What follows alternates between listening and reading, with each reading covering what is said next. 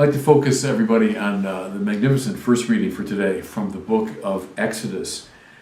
Two themes. The first one is very familiar, the theme of idolatry. So I've said this a million times. Anyone that's followed my writings or preaching over the years knows that the principal problem with us on the biblical reading is bad praise.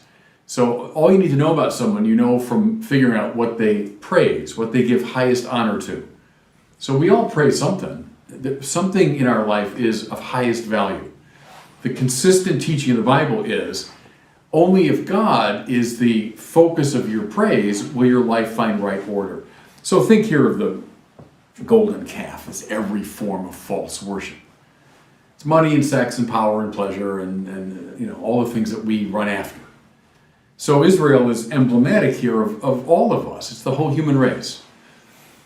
And there's God once again, calling us back to right praise. Not that He needs it, God needs nothing, but we need it. By giving God highest praise, we become right in the order. Okay, there's a theme that I've rehearsed a million times.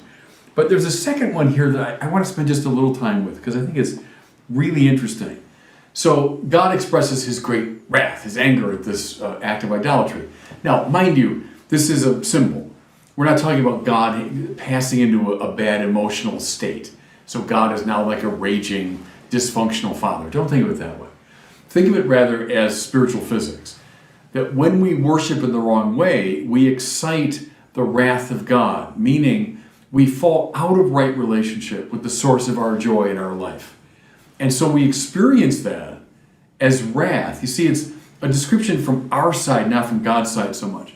We feel God now as distant and angry. It's because we're worshiping in the wrong way. So the wrath of God is stirred up.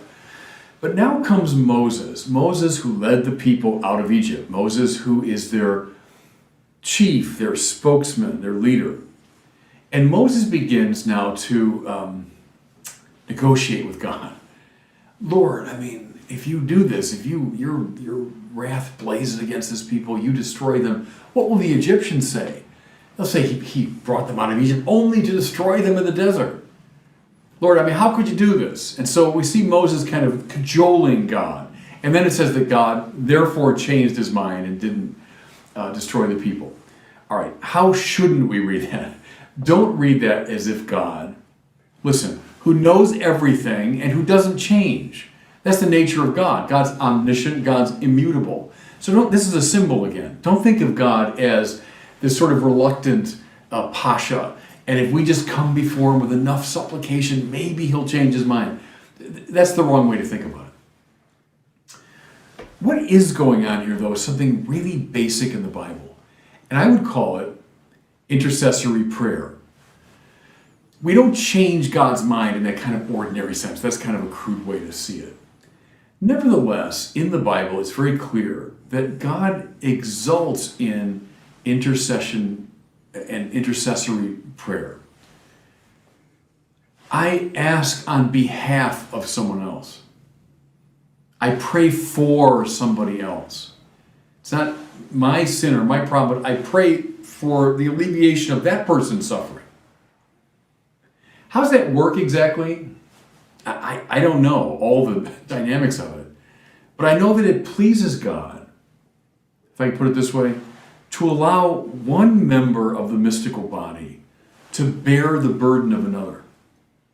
So think of someone interceding on behalf of another person, or in this case, Moses on behalf of the entire people. Moses is, as it were, bearing their burden. He's praying for them. And this pleases God. There's a kind of transference that goes on within the mystical body. I've come across this a lot in my pastoral work over the years. How often I'll hear from someone who maybe was in a really bad lifestyle or they were caught in an addiction or something terrible.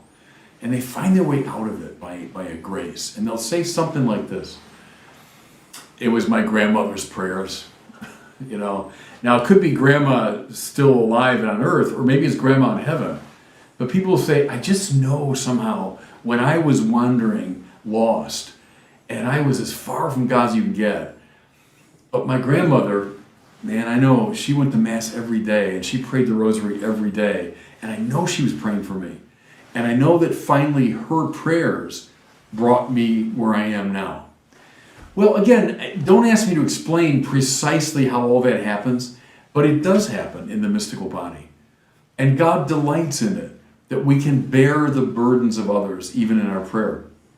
I'd say now, we're going through this kind of weird time of this coronavirus.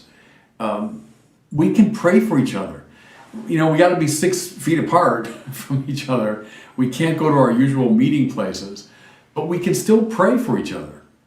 And maybe some grandmas listening to me right now, you know what I'm talking about. You know your grandson, or you know someone that's wandering far away, and you think, oh, he's just lost. He's not lost. Look at Israel. Talk about being lost. They're worshiping. I love how the psalm puts it. They exchange glory for the image of a grass-eating bullock. I mean, it's beautiful, because that's what idolatry is. I turn away from God to some ridiculous grass-eating bullock. Well, you know that. There's someone in your life right now that's doing that. Pray for him. Pray for him. The same way Moses did for his people.